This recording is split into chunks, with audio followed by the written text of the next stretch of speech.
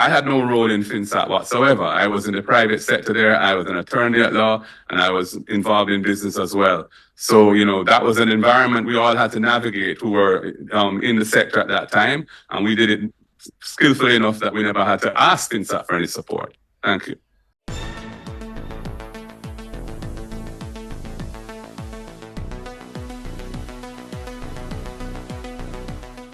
A lot of people have been telling me that they're determined to come out and vote in the coming general election. Some of them, however, are not on the voters list. Well, this Saturday, the EOJ, the Electoral Office of Jamaica, are opening their offices island-wide to facilitate persons who want to register to vote. So come out and get your name on the voters list by going to the EOJ office most convenient to you and registering to vote. And remember, when the time comes, X beside the head. Bless up, ABR family and viewers. Welcome back to the channel. It's your girl and Isabel Rose, and I'm here with another video. And in this one, Mark Golding makes it categorically clear that he had nothing to do with Finsac, as well as Damian Crawford rubbishes in fighting lies being posted about the People's National Party by the Jamaica Labour Party supporters. And the U.S. Secretary of State, Marco Rubio, arrives in Jamaica. Stay tuned for the details at hand. Don't forget to like, share, and subscribe to the channel. Notification shout out goes to Anthony R. Big up yourself, Anthony. Thanks for the continued support from each and every one. So ABR family, the lies continues from the Jamaica Labour Party and even their supporters on Mark Golding and the whole Finsac. They're making a field day out of it. And we will not be distracted. However, in the press conference today from the People's National Party, Mark Golding made it very clear that he had nothing to do with Finsac. So we're seeing the ignorant labor rights, them running around talking about that a deal with DBNG, who bought government debt to allow the government to have funding for their budget, happened in 2004. So they're assuming automatically that he had something to do with Finsac when the whole meltdown happened in the early 90s. So make that make sense. So what they are basically saying then, that if that's the case for Mark Golding, then is it the same? Should we say the same for Michael Leachin? So the fact that Michael Leachin bought NCB, can we say that he had a role in Finsac? Them non-merit, them argument baseless, and them argument stupid. But hear it from Mark Golding himself. He had no dealings in the whole Finsac saga. He was not a beneficiary of Finsac. And the finance minister hammered home this matter of what Finsac did in terms of the impact on the country's debt and your potential role in that debacle in the 1990s. Do you accept that narrative as put forward? And do you feel that Finsac, as it played out in the 1990s, was damaging to the Jamaican economy? What has been a real waste of expenditure is over $100 million that the government spent on a commission of inquiry, which has not delivered a report. That's a scandal. Over $100 million spent on getting the facts as to what took place, and they have not published a report. Finsac ensured that in a crisis in the financial sector, depositors didn't lose any money. Pensioners didn't lose any money.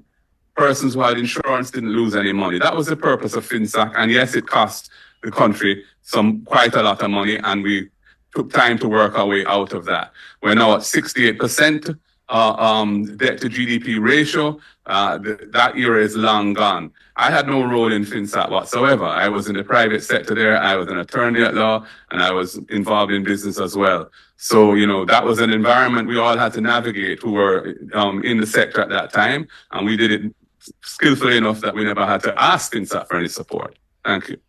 And even Ralston Hyman at one point stated that nobody in the parliament currently from the People's National Party side benefited from the whole Finsac and had anything to do with the whole Finsac. You understand? But this is a dirty game that the Labour rights want to play, because they've seen what Mark Golding did with his whole budget presentation, lick them for 6. And we've seen various stakeholders agreeing and supporting, endorsing Mark Golding's plans and policies. So at that, have them weak in the knees, Mark Golding's proposal will cost approximately $23 billion, and that's just a drop in the bucket out of the 1.26 trillion.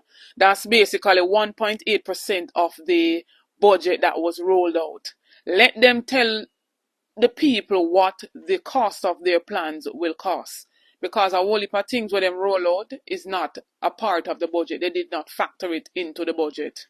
Now they have regurgitated a 5 years ago video where the runoff between the president for the People's National Party seen, between Mark Golding, Lisa Hanna, and I believe Damian himself there.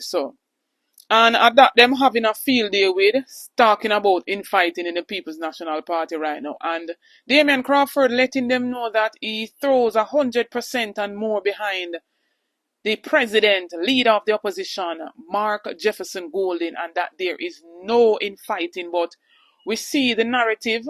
If the government, the leaders of the government telling so much lies, then what do you expect the supporters to do? But take a listen to Damian Crawford clearing the air and rubbishing the lies. Yeah, Jamaica, good afternoon. I'm making this video just to remind the public that the JLP is on a full campaign of misinformation at every level.